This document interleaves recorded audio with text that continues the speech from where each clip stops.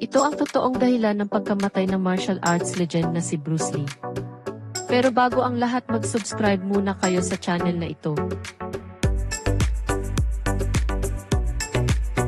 Si Bruce Lee ang pinakasikat na martial artist na nabuhay sa mundo noong panahon ng dekada 1970. Noong panahon ng kanyang kasikatan, halos karamihan sa mga kabataan, may edad, babae man o lalaki ay nagnais na mag-aral ng martial arts at sumunod sa yapak ni Bruce Lee.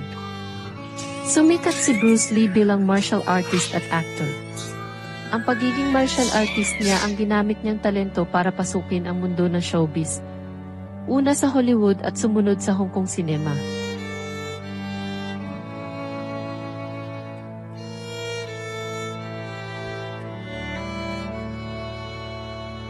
Nagsimula siya umarte at makilala sa Hollywood sa series na The Green Hornet. Bagamat hindi ito ang kauna-unahan niyang pagganap, dahil si Bruce Lee ay umaarte na sa Hong Kong noong bata pa siya. Si Bruce Lee ay may Chinese name na Lee John Fan.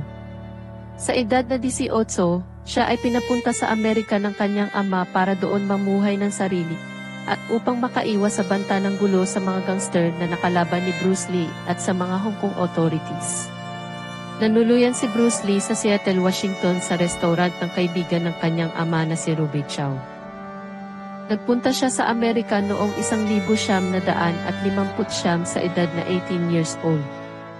Noong nasa Amerika na si Bruce Lee ay nagsimula na rin siyang magturo ng martial arts na tinawag niya na John Fan Kung Fu. Mga Caucasian at Asian ang kanyang mga naunang estudyante. At noong 1964 nagkaroon ng challenge ang Chinese community kay Bruce Lee na ihinto ang pagtuturo ng Kung Fu sa mga Caucasian. Hindi nakinig si Bruce Lee sa kanila at tinuloy niya ang pagtuturo sa mga iba't-iba't lahi.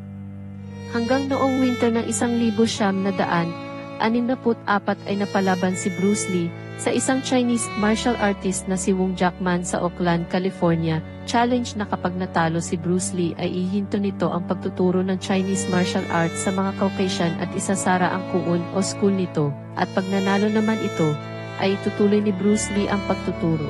Ayon sa kwento ng asawa ni Bruce Lee na si Linda Lee, 8 months pregi siya noon sa anak nila ni Bruce Lee na si Brandon Lee nang maganap ang laban ni na Bruce Lee at Wong Jackman.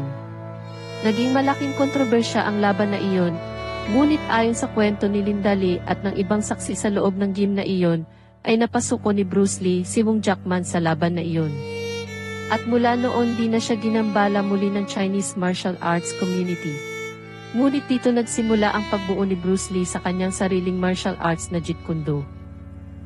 In Cantonese, Jeet Kune Do, the way of the intercepting fist. Napalago at napalawak ni Bruce Lee ang kanyang martial arts na Jeet Kune Do, na ang ibig sabihin ay the way of the intercepting fist. Hindi lang pisikal na pag-aaral ang napapaloob sa art ni Bruce Lee na Jeet Kune Do, ito ay may kasamang philosophy. Nakuha sa Hollywood si Bruce Lee dahil sa galing nito sa martial arts, at napasama siya sa series na The Green Hornet noong 1966. Naging estudyante ni Bruce Lee ang mga Hollywood celebrity at director, tulad nila James Coburn, Steve McQueen at Hollywood director Roman Polanski. Naging estudyante rin ni Bruce Lee ang sikat na NBA player na si Kareem Abdul-Jabbar na kaulanan ay nakasama niya sa pelikulang Game of Death noong 1972 original shoot ng nasabing pelikula, na pinalabas naman noong 1978 sa ibang bersyon. Noong 1970 umuwi si Bruce Lee sa Hong Kong para dalawin ang ina nito na si Grace Lee at upang ayusin ang paninirahan nito sa Amerika. Nang lumapag na ang eroplano na sinasakyan ni Bruce Lee, at habang nasa loob siya ng eroplano, ay napasilip si Bruce Lee sa bintana at nakita niya na ang daming tao sa labas at may media pa. Nasabi niya sa sarili na baka may kasama silang sikat na tao sa eroplano. Nang bumaba na ng eroplano si Bruce Lee, dinumog siya ng media at tinanong kung gagawa siya ng pelikula sa Hong Kong. Dito nalaman ni Bruce Lee na ang series na Green Hornet ay pinalabas ulit sa Hong Kong at siya ay sumikat bigla dahil sa palabas na iyon. Dahil sa kauna-unahang pagkakataon, si Bruce Lee lamang bilang Chinese actor ang nakalabas sa Hollywood series noon. Sa taon na iyon inopera na si Bruce Lee ng pelikula ng producer na si Raymond Chow nang kakaumpisa pa lamang na Golden Harvest production.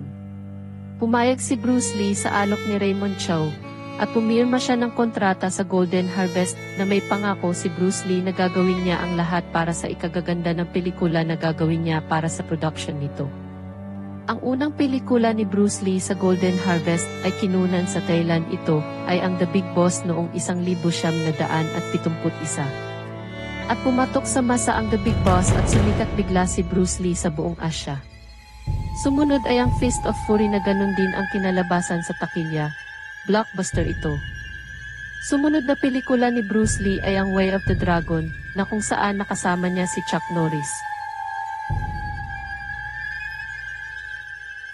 Noong 1972 ay ginawa niya ang pag-shoot ng The Game of Death, ngunit nahinto ang production nito nang gawin niya ang Hollywood movie ng Warner Brothers, na Enter the Dragon. At ito na pala ang huling pelikula ni Bruce Lee. Nagkaroon ng kontrobersya si Bruce Lee sa pagkaka-involved niya sa mga artistang babae ng Hong Kong cinema. Nagkaroon di umano ng relasyon si Bruce Lee sa actress na si Nora Miao. Pero ang pinaka-trending na kontrobersya kay Bruce Lee ay na ma-involved siya sa actress na si Betty Ting Pei. Noong araw ng July 20, 1973, si Bruce Lee ay nasa apartment ng actress na si Betty Ting Pei kasama ang producer na si Raymond Chow at isa pang executive. Nagmi-meeting sila noon para sa pagpapatuloy ng pelikulang The Game of Death, kung saan ay makakasama ni Bruce Lee ang James Bond actor sa Amerika na si George Lazenby. Umalis ng apartment sina Raymond Chow at ang kasama nito para suduin sa airport si George Lazenby at usapan nila na magkita na lang sila nina Bruce Lee at Betty Ting Pei sa restaurant para doon na magdinner. Naiwan sina Bruce Lee at Betty Ting Pei sa apartment at habang nag-usap ang dalawa ay nagreklamo si Bruce Lee ng pananakit ng ulo. Agad namang inabutan ni Betty ng painkiller tablet si Bruce Lee. Ang painkiller tablet ay ang Icogesic. Ininom naman ito ni Bruce Lee at pinagpahinga siya ni Betty Ting Pei sa kwarto nito.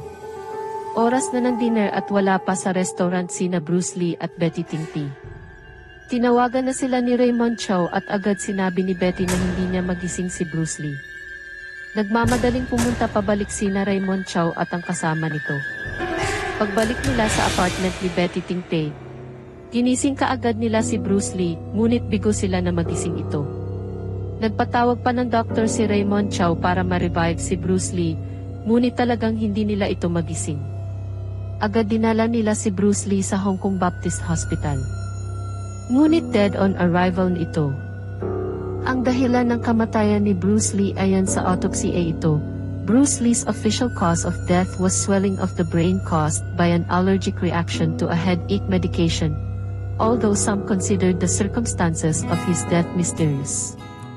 Namatay siya sa Hong Kong noong Hulyo 20, 1973, 6 days before the release of his film Enter the Dragon. Maaga mang nawala sa mundo si Bruce Lee, iniwan naman niya ay isang gintong alaala para sa mga tagahanga niya lalaki man o babae, at walang pinipiling edad. Abangan pa sa susunod ang iba pang topic natin, kaya mag-subscribe na kayo sa channel na ito. Salamat po.